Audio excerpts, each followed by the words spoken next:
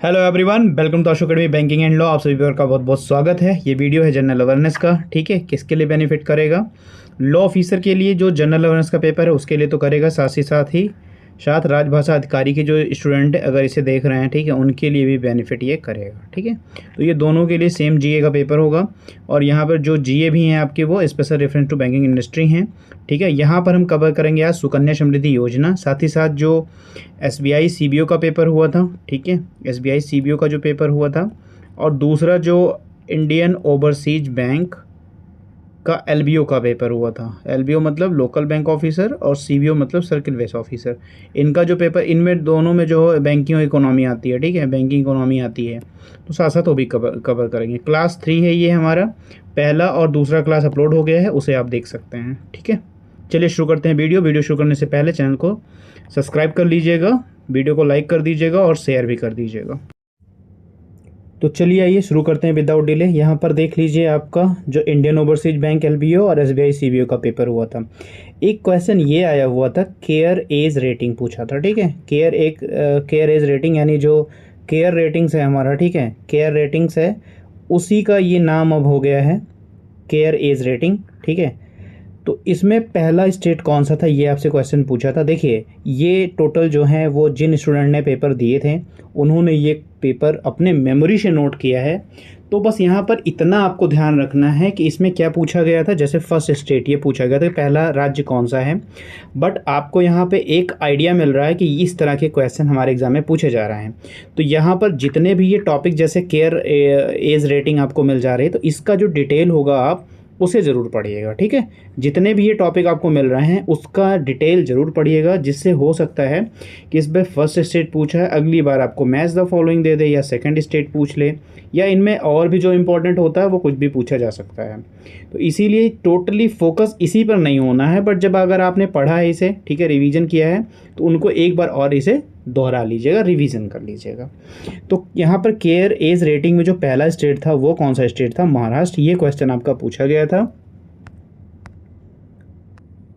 ठीक है, और यहाँ आगे ये भी लिखा हुआ है कि ranked as a top performing state. ठीक है, यानी पहला, टॉप मतलब पहला होता है।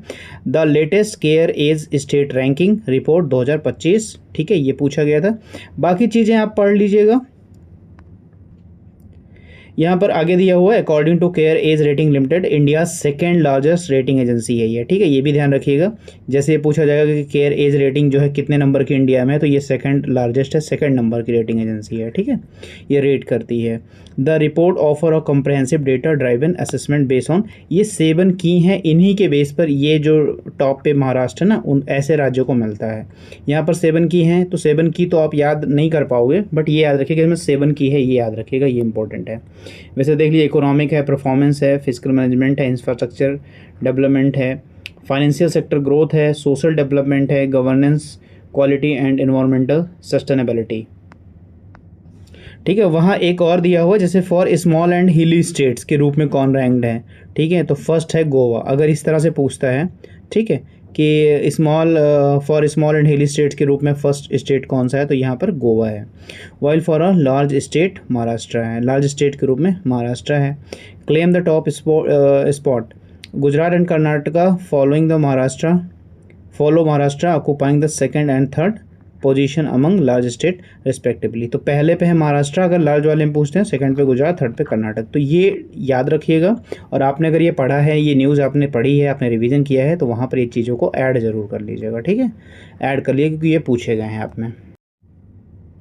चलिए नेक्स्ट चलते हैं। दूसरा जो प्रश्न यहाँ पर है आप देख सकते हैं, जो आपसे पूछा गया था, ठीक है, वो ये है। क्या है दूसरा? तो यहाँ पर देखिए, स्मॉल प्रीपेड इंस्ट्रूमेंट, एक जो वर्ड होता है ये पीपीआई। ठीक है, पीपीआई मतलब प्रीपेड पेमेंट इंस्ट्रूमेंट पूछा गया था।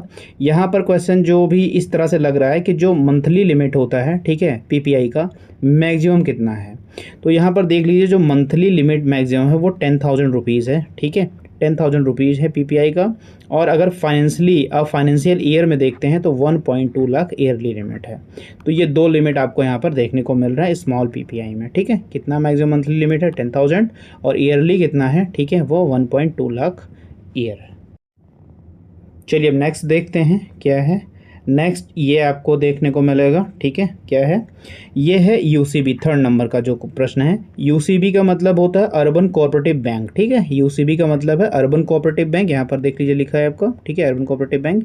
तो अर्बन कोऑपरेटिव बैंक का जो लोन लिमिट है, ठीक है, स्मॉल सेक्टर के लिए वो कितना है, तो यहाँ पर देख लीजिए लिखा RBI raises small loan limit, ठीक है, इन्होंने बढ़ाया है यूसीबी, ठीक है, अर्बन कोऑपरेटिव बैंक के लिए 3 करोड़, ठीक है, 3 करोड़ किया है, इनकी जो लोन लिमिट करी है, ठीक है, वो 3 करोड़ किया है। RBI has revise the small value loan ceiling for urban cooperative bank increasing it to 3 crore per borrower, ये किया है और इसीलिए ये क्वेश्चन आपके एग्जाम में पूछा गया था, ठीक है। मैं सेकेंड टाइम भी बता दूं आपको, ये आपको की पॉइंट मानना है, ठीक है, ये जो आपका प्रश्न है ये इसको आपको की पॉइंट मानना है। और अगर आपने पढ़ा है इसे, ठीक है, इसे पढ़ा है अगर, तो रिवीजन करिएगा, ऐड कर लीजिएगा, नहीं पढ़ा है तो इसके बारे में आप ज़रूर पढ़ लीजिएगा, ठीक है। नेक्स्ट चलते हैं।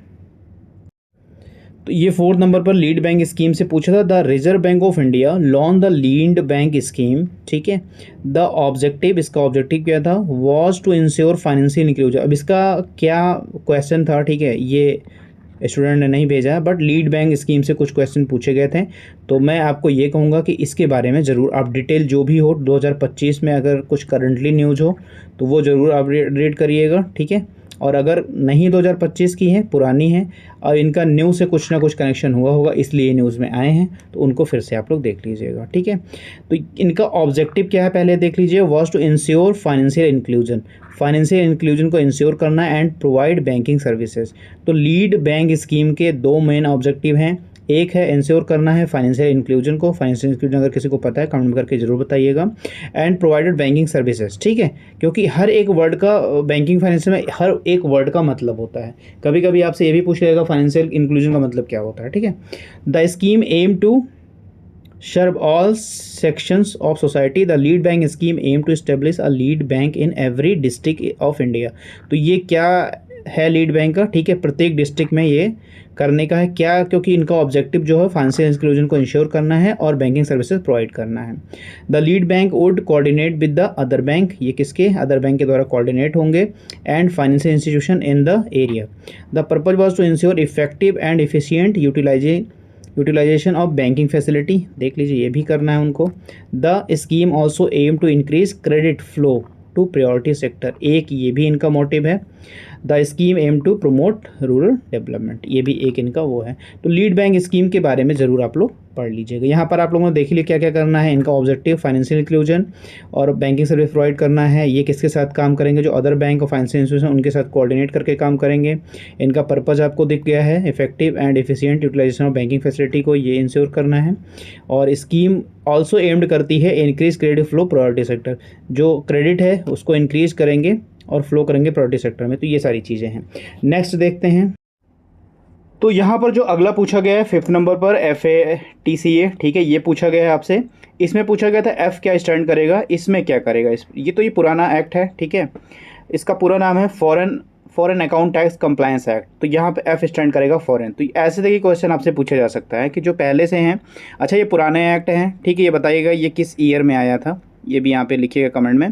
और यहाँ पर ये न्यूज़ में क्यों था, ये इंपॉर्टेंट है, यही इंपॉर्टेंट है कि पुरानी चीज़ें भी जब न्यूज़ में होती हैं ना, तो इसे आप स्टैटिक कह दोगे, ठीक है, इसे स्टैटिक क्वेश्चन ऐसे ही होते हैं। लोग पूछते हैं स्टैटिक क्वेश्चन कैसे होते हैं, तो स्टैटिक ऐसे ही। तो ये न्यूज़ में क्यों था, इसलिए न्यूज़ में था कि इसको लेकर एक MOU साइन हुआ है, कह सकते हैं आप, किनके बीच में, रेवेन्यू सेक्रेटरी जो अपने हैं इंडिया के हैं शक्तिकांत दास जी और US एम्बेसडर रिचर्ड वर्मा के बीच में एक साइन हुआ है।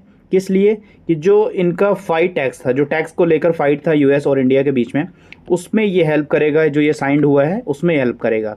कौन हेल्प करेगा, FATCA को। तो इसीलिए इसमें F और इसका फुल फॉर्म पूछ लिएगा, तो ध्यान रखिएगा, ठीक है। तो आपके एग्ज़ाम में, ठीक है, करंट हो, स्टैटिक हो, बैंकिंग हो, इकोनॉमिक हो, कुछ भी पूछा जा सकता है, इसलिए प्रिपेयर करिए उन चीज़ों को जो करंट में अभी एक्टेड हुई हैं, ठीक है। जैसे ये US और इंडिया के बीच में काफ़ी चीज़ें हुई हैं, ठीक है, टैक्स को लेकर, इसलिए ये क्वेश्चन आपके एग्ज़ाम में देख लीजिए, पूछ लिया। तो ये बताने का बस इतना सा मोटिव है कि आप ये टॉपिक देखिए कि ये क्वेश्चन कैसे पूछे, किस नेचर के पूछे गए आपके एग्ज़ाम में, और आगे जो एग्ज़ाम होने वाला उनमें किस तरह से क्वेश्चन पूछे जाएंगे। चलिए अब कुछ जुलाई मंथ के हम क्वेश्चन देखते हैं, ठीक है। जुलाई मंथ में कुछ क्वेश्चन हुए हैं, उनको हम लोग देखते हैं।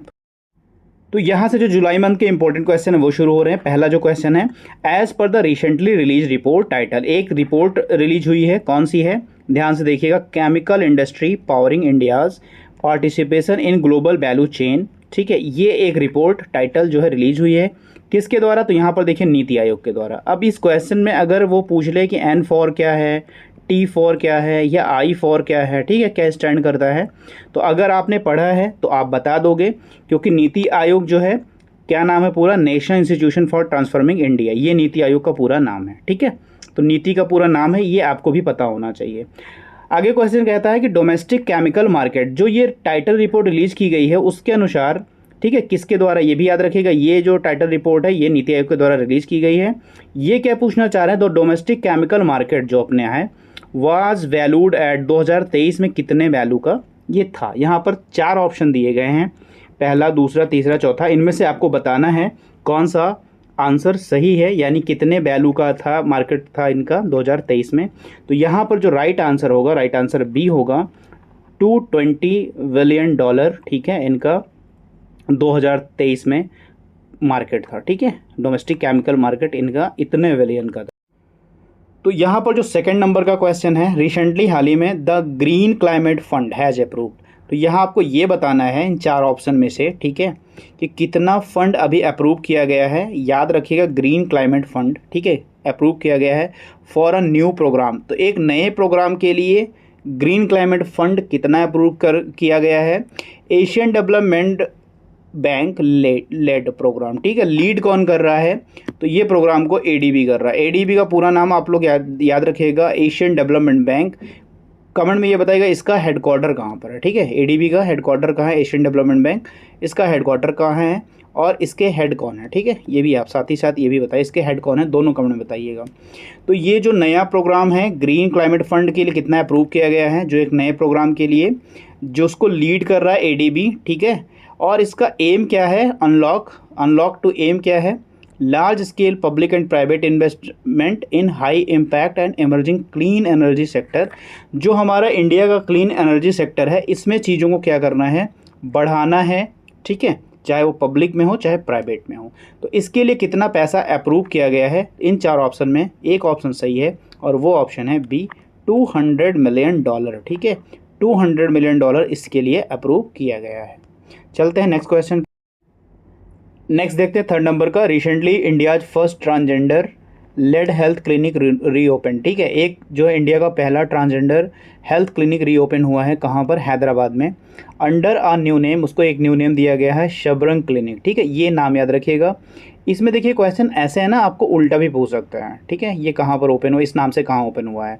तो जो इनिशिएटिव है, ठीक है, ये इनिशिएटिव जो सपोर्ट किया जा रहा है वो किस ऑर्गेनाइजेशन के द्वारा सपोर्ट किया जा रहा है, इन 4 ऑप्शन में से आपको बताना है। तो यहाँ पर option C is a right answer, Tata trust इसको सपोर्ट कर रहा है, इस इनिशिएटिव को टाटा ट्रस्ट जो है सपोर्ट कर रहा है। नेक्स्ट यहाँ पर जो है, as per recent information Kerala's first skin bank, बहुत इंपॉर्टेंट है ये, Kerala's first skin bank is set to be inaugurated in which of the following location. यहाँ इन 4 ऑप्शन में से कहाँ पर केरला का फर्स्ट स्किन बैंक सेट किया गया है। ठीक है, उनका इनॉग्रेटेड किया गया है, इनॉग्रेशन हुआ है इनका, कहाँ पर हुआ है। ठीक है, तो ये हुआ है ऑप्शन ए, तिरुवनंतपुरम में हुआ है Kerala's first skin bank. Very important है, ठीक है, वेरी इंपॉर्टेंट है यहाँ पर, तो ये याद रखिएगा, तिरुवनंतपुरम में। Recently which of the following organisation has launched. ठीक है, इनमें से कौन सा, ये 4 ऑप्शन आपको दिए गए हैं। ठीक है, इनमें से किस ऑर्गेनाइजेशन ने लॉन्च किया है, क्या लॉन्च किया है, यूएचसी पियर्स। ठीक है, यूएचसी पियर्स का पूरा नाम क्या है, universal health coverage practitioners and expert knowledge exchange and resources. ठीक है, ये किसने लॉन्च किया, किस ऑर्गेनाइजेशन लॉन्च किया है, यहाँ आपको ये बताना है। A regional peer to peer learning network to drive USC का मतलब यूनिवर्सल हेल्थ कवरेज अक्रॉस कहाँ पर, Asia and the Pacific region में। ठीक है, तो इनमें से कौन से ऑर्गेनाइजेशन ने इसको लॉन्च किया है, तो इनमें से ऑप्शन सी, ठीक है, ऑप्शन सी जो है एडीबी यानी एशियन डेवलपमेंट बैंक ने यूएचसी पियर्स को लॉन्च किया है। ठीक है, ये आप डायरेक्ट क्वेश्चन भी देख सकते हैं, इनका पूरा नाम भी देख सकते हैं। तो एडीबी से अभी पहले भी एक क्वेश्चन था, तो ये ऐसे आप कलेक्ट करिएगा कि एडीबी के जितने प्रश्न हैं, जितने भी फाइनेंशियल इंस्टीट्यूशन वाले हैं, लाइक एडीबी, वर्ल्ड बैंक, ठीक है, एआईआईबी जो होता है हमारा चाइना में जो है, ठीक है, न्यू डेवलपमेंट बैंक जिसको कहते हैं, एनडीबी, इनसे जितने रिलेटेड क्वेश्चन हैं फंडिंग के या कुछ लॉन्च हुए हैं, उनको एक आप जगह पर नोट करके पढ़िएगा। तो एडीबी के जो हेडक्वार्टर कहाँ पर है और इसका जो हेड है वो कौन है, ये दोनों आप जो है आप कमेंट में करके ज़रूर बताइएगा। तो अगला जो क्वेश्चन है, recently which of the following organisation, यहाँ पर किस ऑर्गेनाइजेशन के द्वारा हैज़ ऑफिशियली अनाउंस किया गया है द NSEL सेटलमेंट स्कीम 2025, ठीक है। ये स्कीम जो NSEL स्कीम है, ये किस ऑर्गेनाइजेशन के द्वारा इनमें से लॉन्च किया गया है, ठीक है, अनाउंस किया गया है, जो ऑफरिंग एन अपॉर्चुनिटी, जो ऑफर करेंगे एक अपॉर्चुनिटी को for a brokers involve in the national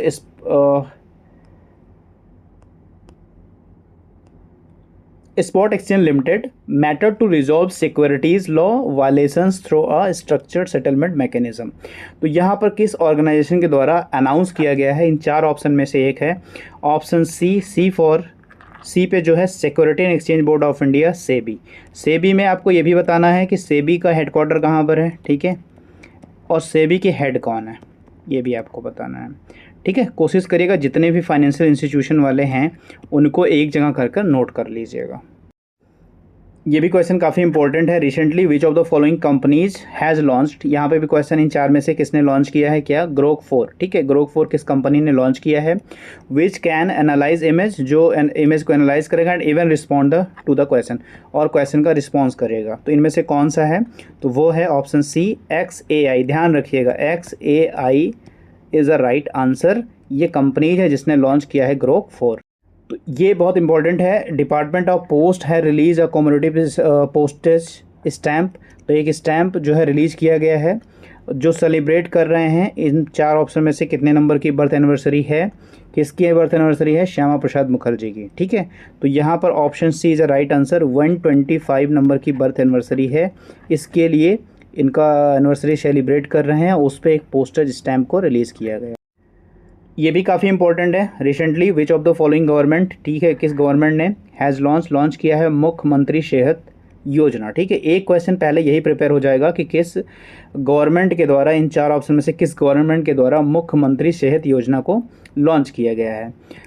क्या बेनिफिट करेगा, a universal health cover promising free cashless medical treatment up to 10 lakh per year, ठीक है।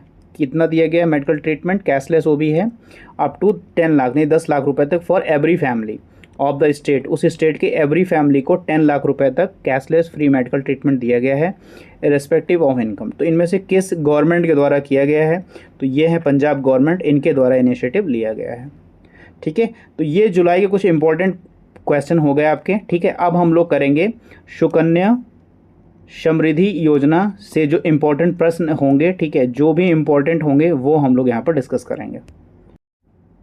अब हम लोग एक इम्पॉर्टेंट स्कीम को शुरू कर रहे हैं, सुकन्या समृद्धि योजना, ठीक है।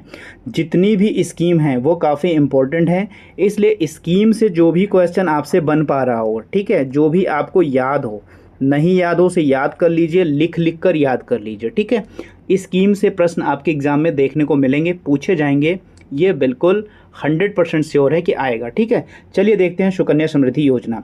सुकन्या समृद्धि योजना is a government backed saving scheme, ठीक है। तो ये एक सेविंग स्कीम है, ठीक है, जो एम करेगा सपोर्टिंग द फ्यूचर एजुकेशन, ठीक है, फ्यूचर एजुकेशन को सपोर्ट करेगा एंड मैरिज एक्सपेंसेस, जो मैरिज एक्सपेंसेस होंगे of a girl child in India.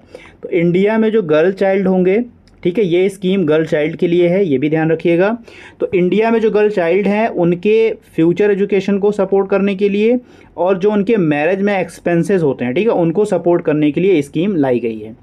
It was launch in जनवरी 2015, ये 2015 में लॉन्च किया गया था, ठीक है, 2015 में लॉन्च किया गया था। तो एक चीज़ ये भी देख लीजिएगा कि जो सुकन्या समृद्धि योजना है वो कितने ईयर्स हो गए हैं 2025 में, ठीक है, कितने ईयर्स इसके कंप्लीट हो गए 2025 में, ये चीज़ें आप लोग देख लीजिएगा।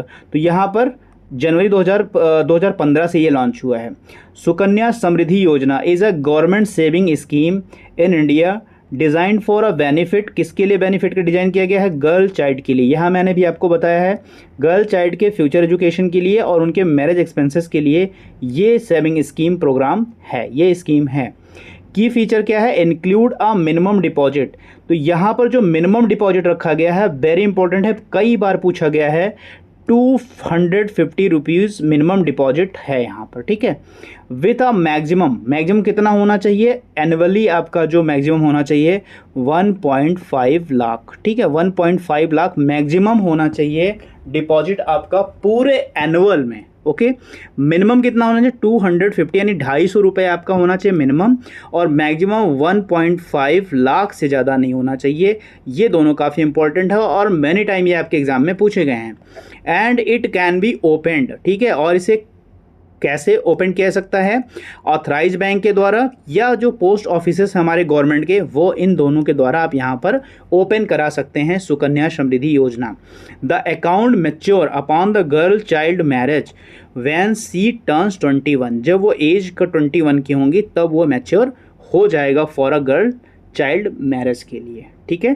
तो यहाँ तक जो इम्पोर्टेंट है 2-3 चीज़ें वो मैं दोबारा आपको रिपीट कर दे रहा हूँ। पहली चीज़, कब लॉन्च हुआ था, ठीक है, प्लस इसका एम क्या है। सेविंग स्कीम जो सुकन्या समृद्धि योजना है उसका एम क्या है? फ्यूचर एजुकेशन देना है, मैरिज एक्सपेंसेस को सपोर्ट करना है, ठीक है। दूसरा, कितना मिनिमम डिपॉजिट होना चाहिए? पहले ये डिपॉजिट था 1000 रुपीज़, ठीक है, पहले था बिफोर। इसको कम कर 250 किया गया है। तो आपको याद रखना है 250 ही, तो मिनिमम 250 है और मैक्सिमम कितना आप एनुअली जमा कर सकते हैं डिपॉजिट? 1.5 लाख। और जब अगर हम मैरिज के लिए निकालेंगे तो 21 एज पे इसे हम जो है ये मैच्योर होगा, ठीक है। तो ये कुछ इंपॉर्टेंट है जहां आप देख सकते हैं कि ये इम्पोर्टेंट। आगे देखते हैं क्या है, एलिजिबिलिटी क्या है, ठीक है। An account can be opened for a girl child below 10 year of the age by her parents और अ लीगल गार्जियन, ठीक है। जो भी गर्ल चाइल्ड है वो 10 ईयर्स तक, ठीक है, 10 ईयर्स की अगर हो जा रही है, ठीक है, तो वो गर्ल चाइल्ड अपना अकाउंट ओपन करवा सकते हैं बाय हर पेरेंट्स और जो लीगल गार्जियन होते हैं। ओनली 1 अकाउंट पर गर्ल चाइल्ड इज़ अलाउड। एक ही अकाउंट आपका जो है गर्ल के लिए, इसका मतलब ये है कि जैसे आपको पहला जो बेबी हुआ, ठीक है, या सेकंड जो बेबी हुआ, तो एक ही गर्ल के लिए ये एलिजिबल है, ठीक है, एक ही गर्ल के लिए। A family can open account for up to 2 girls और 3 girl in case of twins या ट्रिपल। अगर आपको फर्स्ट टाइम ही ट्विंस हो रहे हैं, ठीक है, और दोनों गर्ल बेबी हैं, ठीक है, दोनों गर्ल चाइल्ड है, तो आप अकाउंट और भी ओपन करा सकते हैं, ठीक है। तो आपके 2 अकाउंट ओपन करा सकेंगे, ठीक है। तो ये बात आपको समझ में आ गई। अगर एक गर्ल चाइल्ड है तो एक अकाउंट होगा, अगर ट्विंस हुए हैं, ठीक है, तो उनके नाम से भी आप अकाउंट ओपन करा सकते हो। अगर ट्रिपलेट हो गए हैं तो उनके तीनों का अकाउंट आप ओपन करा सकते हो, ठीक है। तो सिर्फ एक ही अकाउंट ओपन होगा एक बच्ची के लिए है। उम्मीद करते हैं इतनी चीज़ें आपको समझ में आई होंगी।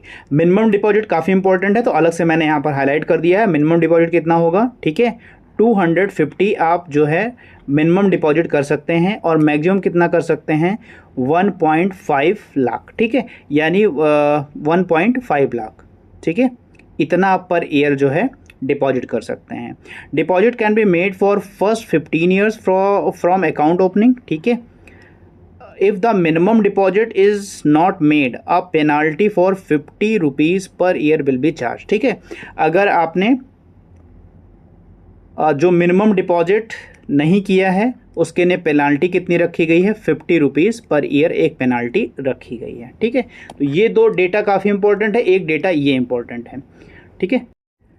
ये भी इंपॉर्टेंट है कि इंटरेस्ट रेट क्या मिलेगा आपको, ठीक है। तो यहाँ पर जो सुकन्या समृद्धि योजना के लिए इंटरेस्ट रेट है वो 8.2% है, ये याद रखिएगा, ठीक है, 8.2% है ये सुकन्या समृद्धि के लिए, ठीक है, याद रखिएगा।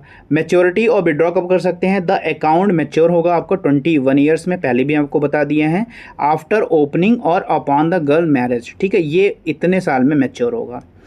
आफ्टर एज ऑफ 18, अगर आपको 18 साल के बाद अगर मैरिज करनी है तो भी आप जो है इसे मैच्योर हो जाएगा, और अगर नहीं करनी है तो ये 21 ईयर में मैच्योर हो जाएगा, ठीक है।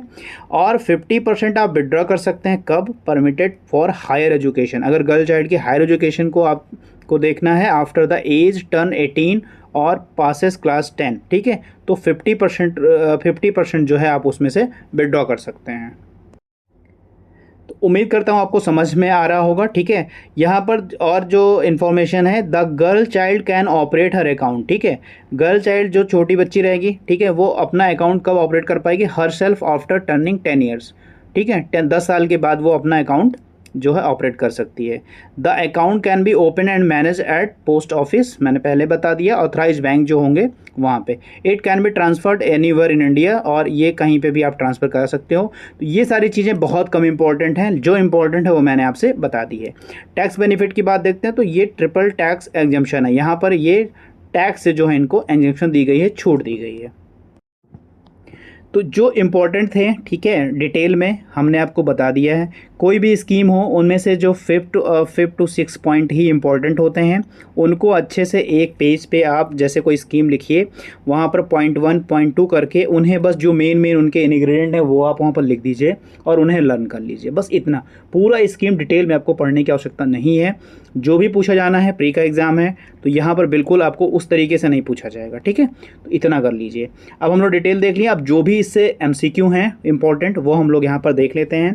तो पहला MCQ है, Sukanya Samriddhi Yojana was launch under which campaign, किस कैंपेन के अंदर ये लॉन्च हुआ था। तो यहाँ पर option B is a right answer, Beti Bachao Beti Padhao campaign के अंतर्गत लॉन्च किया गया था। बेटी बचाओ, इसको BP बोलते हैं, ठीक है, ये भी बोलते हैं इसको, बेटी बचाओ बेटी पढ़ाओ के अंतर्गत इसे लॉन्च किया गया था।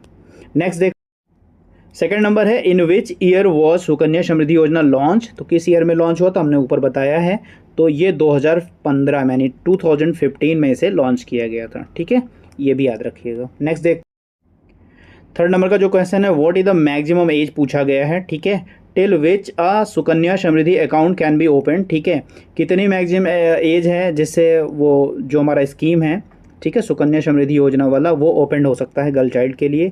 तो वो मैंने बता दिया है, option B is right answer, 10 years तक, अप टू 10 ईयर्स तक अकाउंट ओपन किया जा सकता है, ठीक है। नेक्स्ट देखते हैं, what is the minimum annual deposit require in Sukanya Samriddhi account, या योजना कह सकते हैं या स्कीम कह सकते हैं, ठीक है, कितनी मिनिमम एनुअल डिपॉजिट रिक्वायर्ड होती है, तो 250 ये रिक्वायर्ड होती है, ये सही है। 250 रुपये, 250 रुपये रिक्वायर्ड होती है मिनिमम डिपॉजिट के लिए, ठीक है। ये पहले कितना था, प्रेयर ये था 1000 रुपीज़, ठीक है, इसे कम कर 250 रुपये यानी 250 रुपीज़ किए गए थे। यहाँ पर मैक्सिमम पूछा गया, what is the maximum amount that can be deposited in Sukanya Samriddhi account in a financial year 2025 में, तो 1.5 लाख है। तो ये option B is a right answer, ठीक है, इतना मैक्सिमम कर सकते हैं आप, और मिनिमम कितना कर सकते हैं, 250 रुपीज़, ठीक है। नेक्स्ट देखते हैं, the maturity period of Sukanya Samriddhi account की जो मैच्योरिटी पीरियड होगी कितने ईयर पे होगी, तो ये भी मैं बता दिया हूँ आपको, मैच्योरिटी पीरियड होगी 21 ईयर्स, ठीक है, from the date of opening से 21 ईयर में इसका मैच्योरिटी पीरियड होगा। अगला क्वेश्चन जो है, what is the interest rate, आपको बता दिया गया है 8.2 है, ठीक है, 8.2% पर एनम है। तो ये इंपॉर्टेंट, इंटरेस्ट रेट काफ़ी इंपॉर्टेंट है, इसे याद रखिएगा। एक मिनिमम डिपॉजिट, एक मैक्सिमम डिपॉजिट, ये याद रखिएगा। और अकाउंट ओपनिंग का जो एज है ना, अप टू 10 ईयर्स, ठीक है, वो याद रखिएगा। तो लगभग जो भी इम्पोर्टेंट प्रश्न थे, ठीक है, वो करा दिए गए हैं। बाकी हैं बहुत सारे प्रश्न जो इम्पोर्टेंट थे, मैंने वही देखकर वही पढ़कर आपको बताए हैं, जो आपके एग्ज़ाम में आते हैं और पूछे जाएंगे, ठीक है। वैसे हैं बहुत सारे प्रश्न, आपको पढ़ने की ज़रूरत नहीं है, बस जितने इम्पोर्टेंट हैं जो आपको पढ़ना है इस स्कीम के लिए, जो इम्पोर्टेंट है वो सारी चीज़ें मैंने डिस्कस कर ली हैं। बाकी और भी बहुत सारे प्रश्न हैं, अगर आप कहेंगे तो मैं अगले वीडियो में और इसको इंक्लूड कर दूंगा, नहीं तो यहीं पर वीडियो को ख़त्म करते हैं। मिलते हैं नेक्स्ट वीडियो में नई स्कीम के साथ, कुछ नए प्रश्नों के साथ। आप लोग अपनी पढ़ाई जारी रखिए। तो आज के वीडियो में बस इतना ही है, मिलता है नेक्स्ट वीडियो में। God bless you to all, thank you for watching.